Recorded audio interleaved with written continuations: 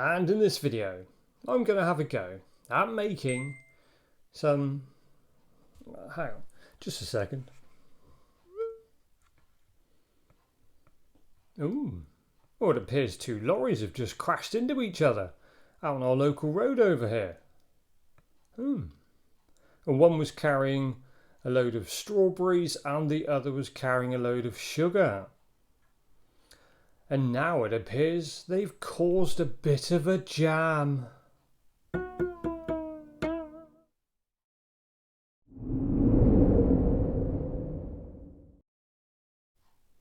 And this simple little concoction was brought to my attention by 4 Dead in Ohio. So thank you very much for that one.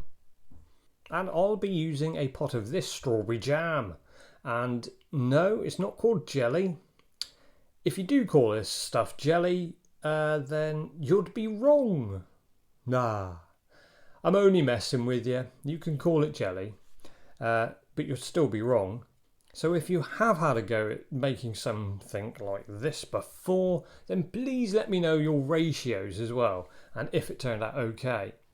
By that I mean there is loads of different ways of making this. I mean, you could have high proof and add some syrup and add the jam jelly into it, or you can start off with a low proof and just add the jam jelly straight into it.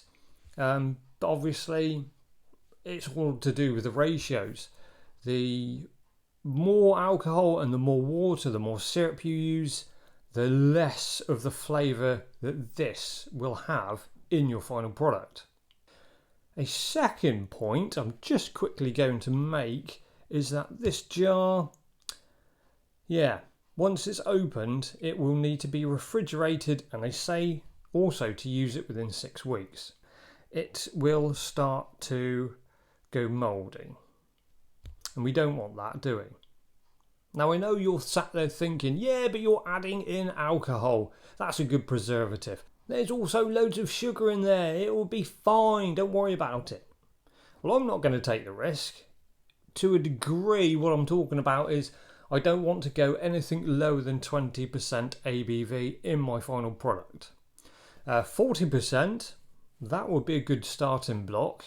But what I'm going to go with is somewhere, without being too exact, probably mid 30% ABV for the final product, in a hope that it will obviously stay good without going a bit green. Right, enough of that. Let's see what happens. So, I start by spooning the jam into a large jar. I then add to this a cooled down syrup that I've made with around 300 ml of water and just over 50 grams of sugar. So I started to vigorously stir this up using the spoon, and only a few minutes later I realised this wasn't really going to work very well. So I decided to get out the little handheld blender and give this a really good whizzing up. And finally I add in 350 ml of a 93% ABV NutraSpirit to give me 1 litre of a 30% ABV strawberry jam / jelly infused vodka. And here it is. That's what it looks like. Yes, indeed.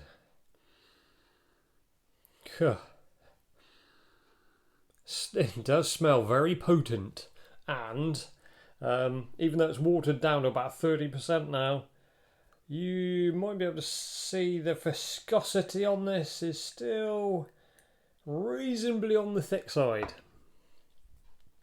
So here we go. Yeah. Cheers.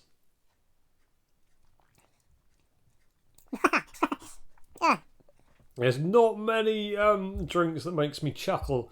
I'm getting... What am I getting? The flavour of the alcohol coming through. The flavour of strawberry jam. I'm getting all the things that has gone into this, really. Funny that, isn't it? And we knew this wasn't going to win any awards when I first made this, didn't we? We knew that, but nevertheless, it was good for a laugh, and I'm sure it can be used in other bits and pieces of cocktails and whatever. But only thing is, I shall wait and see A, if this thickens up much more, because it is a little bit gloopy, and B, if it manages to stay mould free. So I could put it in the fridge, couldn't I? Ready for the summer. But anyway, there we go. A good little mess around there. I'm happy I've made this. And until next time, make sure you keep on shining.